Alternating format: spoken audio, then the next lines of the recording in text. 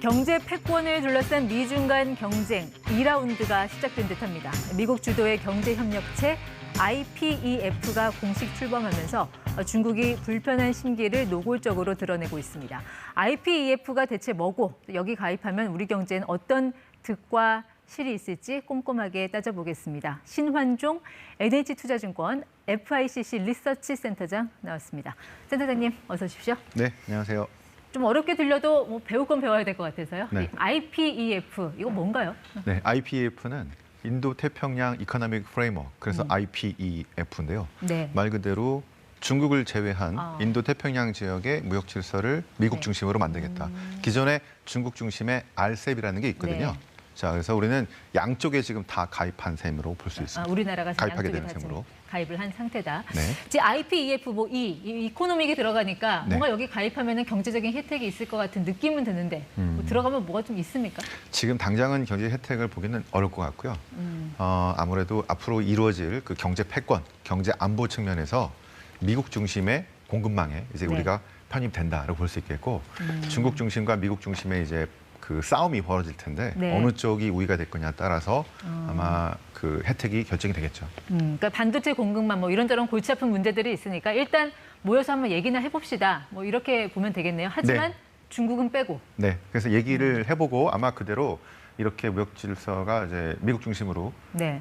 이쪽에서는 만들어질 거다 이렇게 보고 있습니다. 뭐 일각에서는 바이든이 뭐 단체 카톡방 만든 거다 뭐 이런 비유도 쓰던데 네. 지금 보면은요 처음에는 한 7개 나라로 시작을 했는데 꽤 많은 나라들이 지금 가입을 선언을 했어요. 네. 뭐 13개 나라 정도 됩니다만 바이든의 속내를 좀 어떻게 읽어야 될까요? 네, 아무래도 바이든이 노회한 정치인이었기 때문에 특히 외교나 트럼프처럼 막 윽박 지르는 게 아니라 네. 소프트 파워라고 하죠. 이 제도를 만드는 잘 이제 불러들여서 네. 그래서 러브콜도 하고 또 어떤 좋은 뭐 이런 네. 것도 주고 하면서 노예서가 일단은 아니라 뭐 지지율 떨어져서 그런 거 아닙니까? 아마 그런 것도 있을 수 있는데 네. 아마 11월 중간선거에 조금 좀 버거울 수 있겠습니다만 그 전에 어떤 성과들을 많이 내야 되기 때문에 네. 이번 방안에서 또 이제 일본도 방문하고 하면서 좋은 여러 가지 성과를 구체적으로 내려고 노력하는 네. 것 같습니다. 우리나라가 이 IPEF 가입 선언한 거는 센터장님 보실 때 잘한 겁니까? 네, 어떻게 이게 보세요? 지금 그 러시아의 우크라이나 침공 이후에 세계 정치 구도가 러시아 제재에 참여하는 나라, 민주주의 동맹, 그다음에 중국과 러시아처럼 약간 권위주의 국가들, 그다음에 이제 신흥국 네. 참여하지 않는 이렇게 3파전으로 나눠지고 있기 때문에 아마 미국은 이제 민주주의 동맹을 비롯해서 이 아시아 지역의 이 국가 신흥국가들과 함께하는 이 블록을 네. 확실히 빨리 구축해내야겠다라는 이런 생각이 있을 겁니다. 그래서 네. 제 생각에는 이게 가치를 공유하는 민주주의 국가라는 가치를 네. 이 공유하는 이 어떤 공동체로 가는 거기 때문에 시간이 문제지 네. 언제든 가입을 할 거였고 저희들 예상보다 조금 빨랐다. 이게 이런 편가르기 싸움이 점점 좀 빨라지고 있다라는 네. 측면에서 이제 허걱 들어온 것 같습니다. 어쨌든 뭐 허걱 들어가더라도 실리를 취할 수만 있다면야 뭐 그거를 뭐 굳이 이렇게 나쁘게 평가할 일은 아닌 것 같긴 한데 네. 어떤 기업들 또 어떤 산업군이 좀 혜택을 보게 될까요? 일단 단기적으로는 우리가 그 혜택보다는 조금 그 여러 가지 어려울 수 있다는 거를 좀 주목할 필요가 있겠고요. 장기적으로 네. 예를 들어서 우리가 60, 70년대, 80년대 이 냉전 구도에도 우리는 상당히 좋은 혜택을 본 경험들이 있거든요. 예.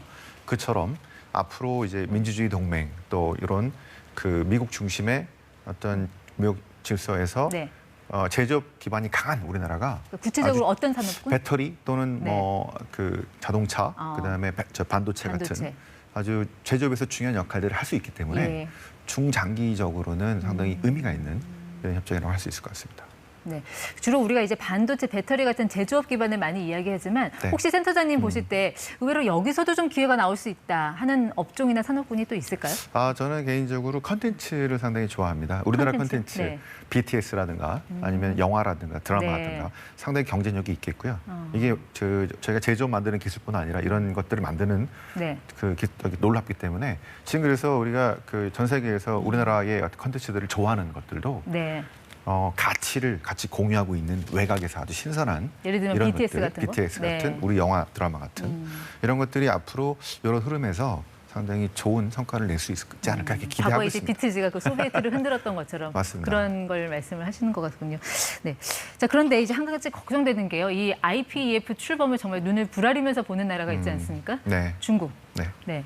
근데 중국이 이제 당장 뭐 이제 관영 매체를 통해서 뭐 약간 좀 말은 완곡한데 좀 가시가 있어요. 근데 미국에 네. 기우는 것이 한국에 어떤 이익을 가져다 줄지 의문이다. 네. 물론 우리 정부는 우리 지금 중국 배제하는 거 아니다라는 뭐 공식 네. 입장도 내곤 했지만 네. 사실 국제 정치에서 중요한 거는 내가 의도하는 것보다 네. 내 의도를 다른 나라가 어떻게 해석하는지 맞습니다. 그게 더 중요하지 않을까요? 어떻게 네. 좀 봐야 되는 겁니까? 그래서 지금 현재 중국의 의존도가 너무 높기 때문에 경제적인 의존도가 높기 때문에 우리가 여러 가지 상당히 충격을 받을 가능성도 있고 제2의 사드가 날 가능성도 있고 네. 해서 조금 걱정은 됩니다만 이게 우리가 의도하지 않게 지금 이 국제정치 변화의 속도가 상당히 빨라졌다는 이런 것들에 적응을 해야 되기 때문에 네. 아마 우리 정부는 좀 일단은 좀 천천히 예. 일단은 뭐 가입한다 얘기는 했지만 천천히 이런 상황들을 고려해서 할 것 같고요. 네. 아마 그래서 이번에 어떤 성명서에도 중국을 자극하는 이런 것들은 상당히 네. 많이 빠진 것 같습니다. 우리의 어떤 특별한 상황을 인정한 것 같고요. 네. 하지만 이제 사드 이런 그 충격은 제2의 제3의 사드 충격은 네. 있을 수 있기 때문에 지금 조심할 필요가 있을 것 같아요. 제2의 사드 보복이라는 건 이제 경제적인 보복을 말씀하시는 것 맞습니다. 같은데 중국이 취할 수 있는 건 두 가지잖아요. 자기가 팔던 거 안 팔던가 네. 아니면 우리한테 사오던 거 끊던가 네. 어떤 걸 좀 예상을 하고 계십니까? 네. 저번에 사드 사태 때는 우리 여행을 금지한다든가 그다음에 우리 뭐 화장품 또 우리 가전, 우리 자동차가 중국에서 파는 것들을 네. 이제 불매한다든가 이런 게 있었는데요. 지금은 원자재 같은 것도 문제될 수 있습니다. 중요한 부품들을 우리한테 안 판다거나 뭐 이런 것들이 나올 수 있기 때문에 네. 지금 실은 여러 가지 측면에서 그런 것들이 상당히 좀 걱정되는 측면이기도 합니다. 그런데요, 센터장님, 이게 산업의 쌀이라는 어떤 반도체만 놓고 봐도 네. 이 한국이 좀 우위에 있고 오히려 이런 제조업 기반에 있어서는 우리가 갑이라고 볼 수도 있는 거 아닙니까? 아마 반도체는 미국도 중국도 필요하기 때문에 네. 지금은 쓰니까 그거는 뭐 어떻게 할 수 없겠죠. 하지만 이제 그 외 다른 산업들은 상당히 좀 걱정이 좀 되는 측면이 있습니다. 그럼 그 과정에서 분명히 좀 손실이 나는 기업도 있을 텐데 네. 좀 어떤 산업군의 피해를 좀 우려해야 될까요? 그래서 아까 말씀드린 뭐 지금 뭐 여행, 호텔 이게 전통적인 사드로 충격받은 곳들이겠고요. 화장품, 그다음에 자동차도 일부 뭐 있었는데 지금은 그런 업종 플러스해서 여러 가지 산업에서 기초 부품부터 해서 이게 만약에 그 수출을 금지한다, 저 일본의 했던 히토류처럼 네. 그런 가능성들이 있기 때문에 지금은 좀 주시할 필요가 있겠고 그 정부가 이것들을 우리가 좀 무마하고 좀 시간을 좀 벌면서 접근할 수 있도록 대응할 수 있는 시간을 확보할 수 있도록 노력을 해야 될 것 같습니다. 그러니까 중간에 좀 시간을 벌면서 좀 양해를 구하는 그런 전략을 구사를 네. 해야 된다라는 말씀이신 것 같습니다. 자, 어쨌든 이게 국경을 넘나들면서 미국과 중국 양쪽에 다 힘을 발휘할 수 있는 기업, 그런 나라가 결국은 그런 데는 터치를 할 수 없을 테니까요. 네. 그런 나라가 결국 이제 살아남을 것 같다라는 생각은 드는데 지금 이런 상황에서 우리 기업, 우리 정부 좀 어떤 전략으로 가야 된다고 보시는지. 되게 어려운 문제인데요. 그 정부는 아마 우리 입장을 충분히 설명하고 조금 시간을 아마 이게 바로 되는 게 아니기 때문에 시간을 좀 들면서 네. 조금 기다려달라고 할 가능성도 있겠고요. 특히 지금 인플레이션이 이렇게 급등한 상태에서는 전 세계적으로 만약에 이게 배제되는 그런 것들이 빠르게 가셔야 된다면 인플레이션 문제도 더 생길 수 있거든요. 그래서 아마 속도 조절을 하면서 예. 가지 않을까 싶고 일단 정부가 먼저 그런 어떤 원칙들을 세우고 그 네. 밑에 기업들은 투자를 중국 투자 특히 어떻게 더 계속할 건지 아니면 좀 줄여갈 건지 네. 아니면 뭐 다른 곳으로 이전할 건지 이런 할 수 있는 시간을 지금 빨라졌기 때문에 이 시간이 확보해야 되고 이거를 미리 네. 빠르게 준비해야 되는 이런 상황으로 볼 수 있습니다. 결국 그 말씀은 이제 투자자들도 기업이 어떤 식으로 변화를 할지 봐야 하고 그렇죠. 정부가 어떤 방향으로 잡아서 나갈지도 다 면밀히 살펴봐야 된다라는 네. 것 같습니다. 네, 지금까지 ETY 신환종 센터장과 함께했습니다. 네, 오늘 말씀 고맙습니다. 고맙습니다.